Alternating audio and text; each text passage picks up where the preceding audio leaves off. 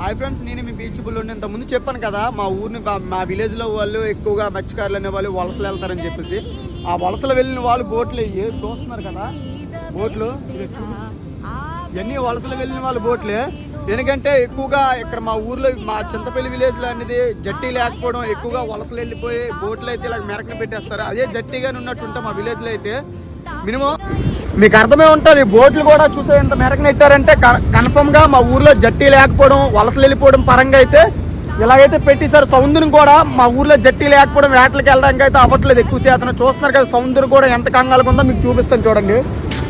అదే మా విలేజ్ లో జట్టి ఉన్నట్టుంటే వేటలకు కన్ఫర్మ్ గా డైలీ వెళ్తారు ఫ్రెండ్స్. జట్టి లేకపోవడం, వలసలు వెళ్ళిపోవడం, ఎక్కువగా ఇలా బోట్లు మెరకన పెట్టి వలసలు వెళ్ళిపోవడం చేస్తున్నారు. అలాగే మా విలేజ్ లో ఉన్న వాళ్ళకి ప్రాణ నష్టాలు కూడా చాలా ఎక్కువగా జరుగుతున్నాయి.